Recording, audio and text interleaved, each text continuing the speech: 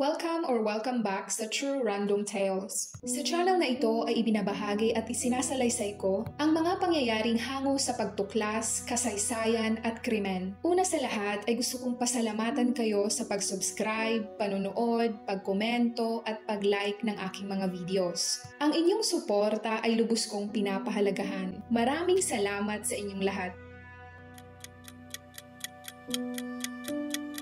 Ang pag-aasawa at pagkakaroon ng sariling pamilya ay isang desisyon na may kalakip na hirap at mabigat na responsibilidad, lalong-lalo na kapag ang mag-asawa ay nagkaroon na ng mga anak. Ang bawat kasiyahan na dulot ng mga anak sa bawat mag-asawa ay may kaakibat na mas mabigat na responsibilidad sa kung paano sila mapapalaki ng maayos at mabigyan ng magandang kinabukasan. Ang mga problema na yan ay hindi naging hadlang sa mayamang mag-asawa na sina Rosario at Alfonso dahil ang mag-asawa ay inilarawan na galing sa mayayamang angkan na nangarap na magkaroon ng sarili nilang anak. Ngunit walang magagawa ang kanilang limpak-limpak na salapi para matupad ang mga pangarap nilang iyan dahil kahit ilang milyon pa ata ang kanilang ilaan para sa mga fertility clinic, mabuntis lamang si Rosario ay lagi silang bigo. Si Rosario Porto Ortega ay ipinanganak noong December 18, 1969. Siya ay nag-aral ng abogasya sa University of Santiago de Compostela sa Spain.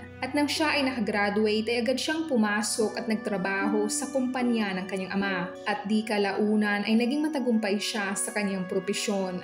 Ang kanyang ama ay si Francesco Porto Mella, na dating abogado at di kalaunan naglingkod ito bilang konsul ng France sa loob ng 30 taon. At ang kanyang ina naman ay si Maria Ortega Romero na isang kilalang historian na nagtuturo ng kasaysayan at sining sa University of Santiago. Si Alfonso Bastera naman ay ipinanganak noong Agosto 1964. Siya ay naiulat ng isang freelance journalist na tubong Bilbao, ang lungsod na matatagpuan sa hilagang bahagi ng Spain. Nag-cross ang landas ni Rosario at Alfonso noong taong 1990 at simula noon ay hindi na mapaghiwalay ang dalawa. Kaya naman paglipas ng 6 na taon, sila ay nagdesisyon na magpakasal. Matapos ang kanilang kasal, ang mag-asawa ay agad na lumipat at nanirahan sa isang malaking bahay na ibinigay ng mga magulang ni Rosario. Paglipas ng 1 taon ay minana ni Rosario ang tungkulin ng kanyang ama nang ito ay nag-resign at siya ay hinirang bilang konsul ng France noong 1997. Matagumpay na sinundan ni Rosario ang yapak ng kanyang ama. Sa kabila ng kanilang magandang katayuan sa buhay, si Rosario ay naghihinagpi sa isang pagnanasa na hindi niya maipaliwanag dahil pinapangarap niyang magkaroon ng anak at maging isang ganap na ina. Ngunit si Rosario ay may autoimmune disease na tinatawag na lupus na nagpapahirap sa kanya sa loob ng maraming taon. Ang kanyang karamdaman din ang naging hadlang sa kanyang pagnanais na magkaroon ng anak. Pinayuhan siya ng mga doktor na masyadong mapanganib ang pagbubuntis para sa kanya. Ang kanilang mga salita ay isang malupit na suntok sa mga pag-asa ni Rosario na maging isang ganap na ina.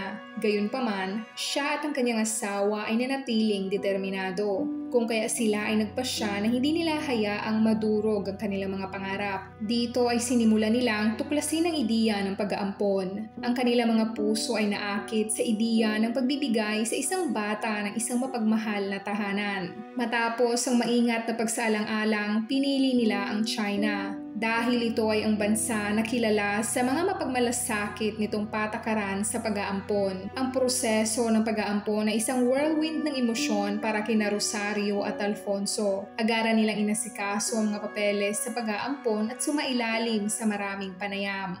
At dahil sa ganda ng kanilang mga trabaho at katayuan sa buhay ay inapurbahan kaagad ang kanilang application. Sa wakas, makalipas ang 4 na taong pagnanais na magkaroon ng isang anak, noong 2001 dumating ang araw na kanilang pinakahihintay nang makatanggap sila ng balita na sila ay na-match sa isang magandang sanggol na babae. Nang matanggap nila ang balita ay agad na lumipad sina Rosario at Alfonso sa China. Ang kanilang mga puso ay puno ng excitement at pag-asa nang dumating sila sa Giyang Welfare Institute, isang lugar na puno ng mga tunog ng tawanan at mga mahihinang pag-iyak ng mga sanggol.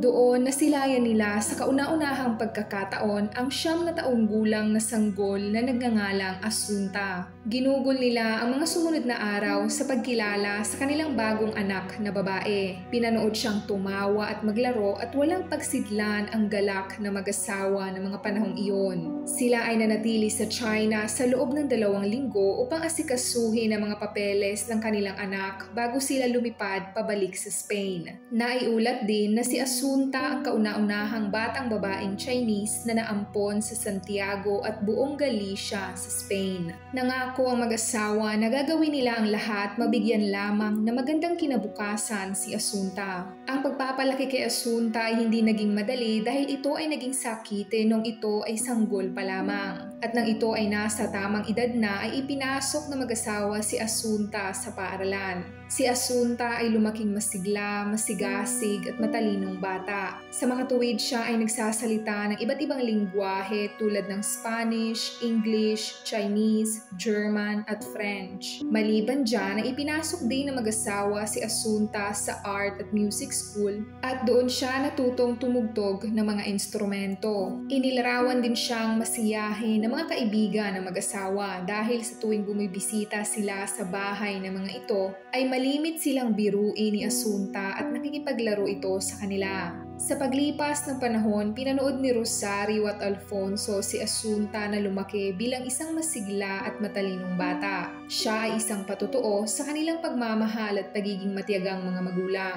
Isang paalala na kahit sa harap ng mga pagsubok, maaaring manalo ang pag-asa. At kahit na ang kalusugan ni Rosario ay patuloy na isang hamon, nakahanap siya ng aliw sa pagmamahal na ibinabahagi niya sa kanyang pamilya. Ang lahat ng kanilang mga sakripisyo ay nagbunga dahil sa talentong taglay ni Asunta. Kung kaya naman, ang mga taong nakilala sa kanila ay inilarawan na perpekto ang pamilyang Porto dahil makikita ang magandang bunga ng kanilang pagiging mabuting magulang sa kanilang anak. At si Asunta ay isang masunurin at mabuting bata. Ngunit nagbago ang lahat ng yan noong araw ng September 21, 2013 nang si Rosario at Alfonso ay pumunta sa police station para i-report na nawawala si Asunta.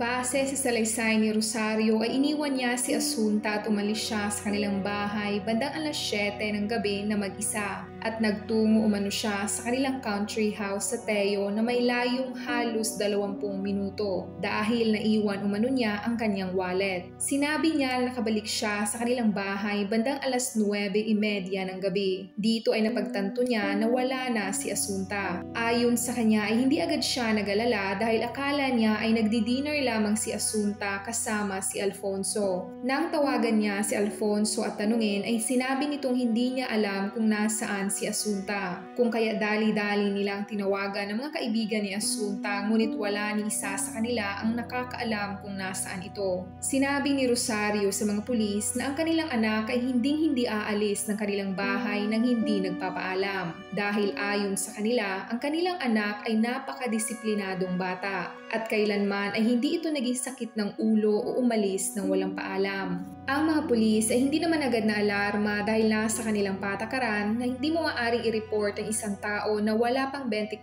oras na nawawala. Ngunit sa pagpupumalit ni Rosario, ang mga pulis ay sinamahan ng mag-asawa sa kanilang bahay at agad na nagsiyasat sa kwarto ni Asunta. Dito ay sinabi pa ni Rosario sa mga pulis na si Asunta ay napakamatalino at gifted na bata. Sa makatuwid, nag-skip ito ng grade dahil sa ganda ng mga grado nito ay pinayagan itong mag-accelerate ng paaralan. Habang nag-aabang ang mag-asawa sa resulta ng paghahanap ng mga pulis kay Asunta, noong hating gabi ng September 22, 2013, 3 oras matapos nilang ma-report ang pagkawala ng kanilang anak, ay may 2 magkaibigang lasing na lumabas sa isang bar sa bayan ng Teo at napagkasunduan ng mga ito na mag-bar hopping. Kaya pagkatapos nilang manigarilyo ay agad silang umalis at nagtungo sa lugar na kanilang napagkasunduan. Ayon sa kanilang salaysay, kahit headlight lamang ng sasakyan ang nagsisilbing liwanag sa daan dahil hating gabi noon ay maliwanag naman ang buwan na sapat na para makita nila ang paligid. Habang binabaybay nila ang daan ay may nakita silang bagay sa gilid ng kalsada na nakapukaw ng kanilang pansin. Nalagpasan nila ito ngunit huminto sila at dali-daling inalam kung ano ang bagay na kanilang nakita. Nang makalapit sila dito ay laking gulat nila na makita ang isang babae na nakabulagta. At kung titingnan ang kondisyon nito ay kahit hindi ka examiner ay masasabi mong ito ay patay na. Ang babae ay nakahandusay sa damuhan at ang mga paa at kamay niya ay may mga bakas na indikasyon na bago ito namatay, ito ay mahigpit na tinalian. At sa tabi ng kanyang katawan, makikita ang mga tali na ipinanggapos sa kanya. Ang dalawang lalaki nakakita sa katawan ng babae ay nag-alinlangan pang tumawag sa mga otoridad dahil sa kadahilanang sila ay lasing na nagmamaneho ng sasakyan na bawal mong gawin sa Spain. Dahil kung ikaw ay mahuli na nag-drink and drive sa Spain, maaaring masuspindi ka agad ang iyong lisensya at maaari kang magmulta o makulong. Ngunit para sa kanila ay mas importante na mai-report nila ito. Kaya dali-dali silang bumalik sa bar na kanilang pinanggalingan upang iwan ang sasakyan. Pagkatapos ay naglakad sila pabalik sa lugar kung saan nila natagpuan ang bangkay at tumawag sila sa 112 na para sa mga hindi familiar ay ang numero na katumbas ng 911 sa Amerika. Ang numerong 112 ang tanging numero na magagamit mo para ma-access ang mga serbisyong pang-emergency sa lahat ng bansa sa Europa. Kaya kung ikaw ay mahilig mag-travel sa Europe, ang numerong ito ay dapat sa ulo mo. Nang dumating ang mga otoridad sa lugar ay agad silang nag-imbestiga sa katawan ng babae. Hindi normal para sa kanila na makakita ng dayuhan sa lugar kaya nagtaka sila kung paano napadpad ang isang dayuhan sa tayo. At habang abala ang mga otoridad sa pangangalap na impormasyon patungkol sa kanilang Jane Doe ay nakatanggap sila ng impormasyon na may nawawalang batang babae sa bayan ng Santiago. Nang makita nila ang picture na sinend sa kanila ay agad silang nagtungo sa bahay ng mag-asawang Porto upang iparating ang masamang balita. At pagkatapos ay isinama ng mga otoridad ang mag-asawa upang kilalanin ang bangkay. Dito ay nakumpirma nila na ang labi na kanilang natagpuan ay sa 12 taong gulang na si Asunta. Ibinurol si Asunta 3 araw matapos matagpuan ang kanyang katawan. At ito ay dinaluhan ng mga taong nagmamahal sa kanya, kanyang mga guro, mga kaklase at mga kaibigan. Maging ang mga pres ay hindi nagpahuli dahil ang balita ay mabilis na kumalat sa buong Spain. Walang tigil ang pighati at pagdadalumhati ng mag-asawang Porto sa sinapit ng kanilang nag-iisang anak. Ngunit ang mga taong malapit sa mag-asawa ay nakitaan ng mga ito na may kakatuwang kinikilos. Dahil napansin nila ang mga ito sa mismong burol ay panay ang papuri ng mga ito sa mga bulaklak at kabaong ni Asunta na para sa iba ay hindi normal dahil kahit gaano pa kadami ang palamuti sa isang burol ay hindi kaaya-ayang sabihin na ito ay maganda dahil ang kamatayan ay kalungkutan ng hatid at hindi kasiyahan. Habang nakaburol si Asunta, ang lahat ng nakaantabay sa kaso ay nagulat nang si Rosario ay inaresto ng mga otoridad at nang sumunod na araw ay naaresto din si Alfonso at sila ay kinasuhan ng kasong homicide dahil lumalabas sa paunang imbestigasyon ng mga otoridad na ang mag-asawa ang pumatay sa kanilang sariling anak. Nang may sa publiko ang balita ng pag-aresto sa mag-asawang Porto ay agad silang inulan ng pambabatikos. At ang kanilang mga kaibigan ay agad namang nagpaunlak ng interview upang magpakita ng suporta sa mag-asawa. Para sa kanila, si Rosario at Alfonso ay mga taong mapagmahal at ang mga ito ay huwarang mga magulang.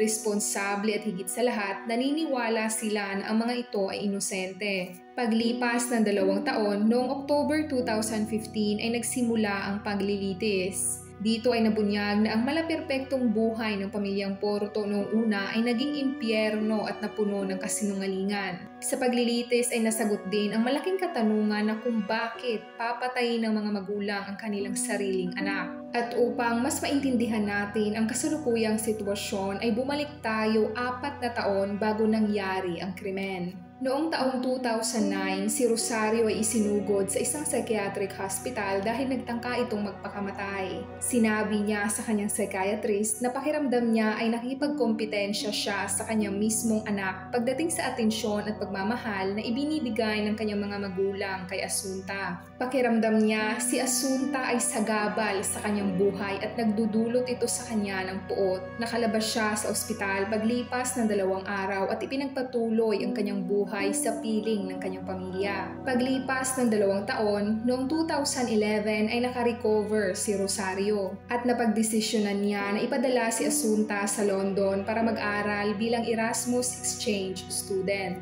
Na para sa mga hindi familiar, ang mga Erasmus students ay nakikilahok sa isang programa ng European Union na nagpapahintulot sa mga estudyante na mag-aral sa ibang bansa. Ang programa na ito ay nagbibigay ng pagkakataon sa mga estudyante na maranasan ang buhay at kultura ng iba't ibang bansa sa Europa. Ngunit sa kasamaang palad, ang stability ng mental health ni Rosario ay hindi nagtagal dahil bago pa man matapos ang taon ng 2011 ay namatay ang kanyang ina, kung kaya siya ay muli na namang na-depressed. Pagkatapos lamang ng 7 buwan noong Hulyo ng taong 2012 ay namatay naman ang kanyang ama. Ang kanyang depresyon ay hindi na naibsan nang magkasunod na namatay ang kanyang mga magulang. Noong Enero ng taong 2013 ay natuklasan naman ni Alfonso sa mismong email ni Rosario na ito ay nakikiapid dahil nabasa niya ang palitan ng mensahe ni Rosario at ng kalaguyo nito. At paglipas lamang ng 1 linggo, ang mag-asawa ay nagkasundo na sila ay maghihiwalay. At 1 buwan pagkatapos noon ay naaprubahan ang kanilang diborsyo. Si Alfonso ay umalis sa kanilang bahay at tumira sa bahay ng kanyang kamag-anak. Ngunit bumalik agad siya sa Santiago paglipas lamang ng 3 linggo. Kumuha siya ng isang maliit na apartment na malapit sa bahay nila Rosario. Sinabi niya na ang kanyang tanging layunin ay para makita at mapalaking masaya si Asunta at nagkasundo sila ni Rosario na pagtulungan ang pagpapalaki dito. Nang maghiwalay sina Rosario at Alfonso, ang kanilang anak na si Asunta ay lubos na naapektuhan. At unti-unti ito ay nagbago. Kung noon sinusunod nito ang bawat sabihin sa kanya ng kanyang mga magulang, ay unti-unti nararamdaman niya na siya ay parang isang proyekto lamang. Dahil gusto lamang ng mga ito na magtagumpay siya sa buhay para sa mga sarili nitong interes. At dahil sa patuloy na paglala ng kalagayan ni Rosario ay pinayagan nitong tumira muli si Alfonso sa kanila. Dahil nag-alok itong alagaan sila at magabayan si Asunta.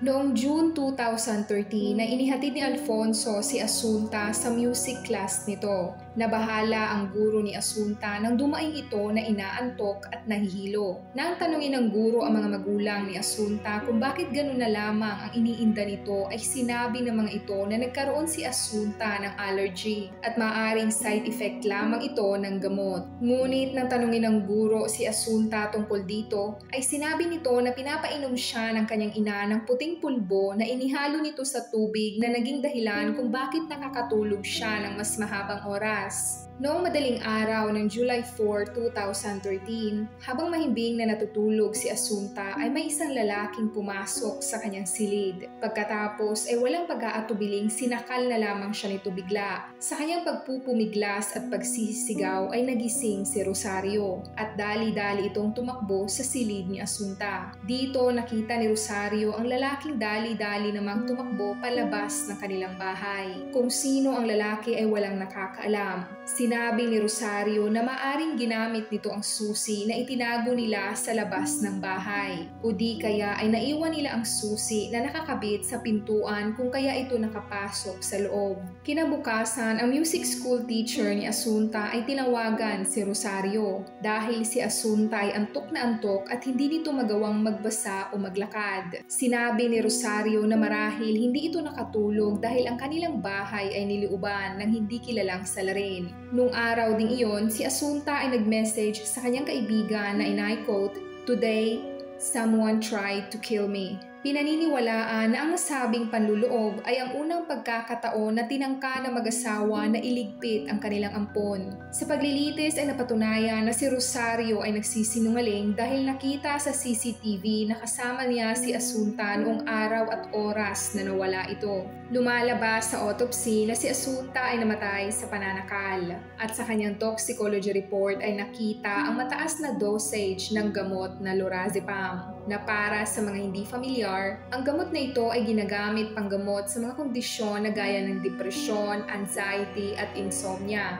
At ginagamit din ito para ang isang tao ay mabilis na makatulog o di kaya ay makatulog ng mahimbing. Ang lorazepam may isang reseta na gamot. Ibig sabihin, maaari mo lamang itong mabili kung ikaw ay may reseta na galing sa isang valid healthcare provider. Dahil si Alfonso ang tanging nag-aalaga kay Rosario at sa mga pangangailangan nito ay siya ang pinagsususpetsahan na bumili ng nasabing gamot. Pinaniniwalaan na si Asunta ay sinakal sa kanilang bahay sa Teo hanggang sa malagutan ito ng hininga. Pagkatapos ay inilaglag sa lugar kung saan natagpuan ang kanyang wala ng buhay na katawan. Nang suriin ng forensic scientist ang mga hibla ng buhok ni Asunta ay nakita nila ang presensya ng lorazepam sa sistema nito. At napag-alaman din na si Asunta ay umiinom ng lorazepam nang hindi bababa sa 3 buwan. Ibig sabihin, siya ay unti-unting nilalason ng kaniyang mga magulang. Sinuportahan nito ang mga pahayag mula sa mga guro ni Asunta noong mga buwan bago siya namatay. Pinaniniwalaan din na ang lalaking naiulat na nanloob sa bahay ng mga Porto noong gabi ng July 4, 2013 ay walang iba kundi si Alfonso. At iyon ang unang pagkakataon na tinangka nilang iligpit si Asunta. Lumalabas din sa imbestigasyon na matagal nang pinagpaplanuhan ng mag-asawa na iligpit ang kanilang ampon. Kaya imbis na homicide ay itinaas ang kaso sa murder. Ang mag-asawa ay parehong sinintensyahan ng hukom ng 18 taong pagkakabilanggo sa mga kasong aggravated murder with aggravating circumstances of kinship and abuse of authority. Noong Mayo ng taong 2016 ay umapila ang kampo ni Alfonso sa mataas na hukuman na ibaba ang hatol dito dahil walang sapat na ebidensya na magtuturo na si Alfonso ay nasa kotse ni Rosario noong pumunta ito sa Teo. Kaya walang patunay na sangkot ito sa krimen. Ngunit ibinasura lamang ng hukom ang mga apila ng mga abogado ng mag-asawa at kinumpirma ang 18 taong sintensya para sa dalawa. Napatunayan na si Alfonso ang nagplano at nakipagtulungan sa pagpatay. Ngunit si Rosario ang naging sanhi ng asphyxiation mula sa matinding pananakal. As of this recording, September 2024, si Alfonso ay nakakulong pa rin at maaari siyang mag-apply ng open regime sa susunod na taon hanggang sa matapos ang kanyang buong sintensya sa 2033. Sumulat din siya sa ibang journalist at sinabi niya na kung siya ay makalaya ay wala ni sino man na makakaalam kung nasaan siya maging si Rosario. At sinabi din niya na meron lamang siyang isang dahilan upang manatiling buhay at ito ay ang maging malayang tao. Si Rosario naman ay naiulat na nagtangkang magpakamatay ng ilang beses sa loob ng kulungan. At sa kasamaang palad, noong November 18, 2020, siya ay nagtagumpay nang nakita na lamang siyang nakabitin sa bintana ng kanyang selda. Mas pinili ni Rosario na wakasan ang kanyang buhay kaysa pagdusahan ang kanyang kasalanan. Ang kanyang mga ari-arian na nagkakahalaga ng mahigit kumulang 200 milyong dolyar ay pinaghati-hatian ng mga taong kanyang pinamanahan. Sila ay ang kanyang mga pinsan, kaibigan at abogado. Ngunit hindi lahat ng pinamanahan niya ay tinanggap ang kanilang mana dahil ang iba ay tinanggihan ito. Kung kayo ay nakinig at nanood hanggang sa dulo ng video na ito ay maraming salamat sa panunood.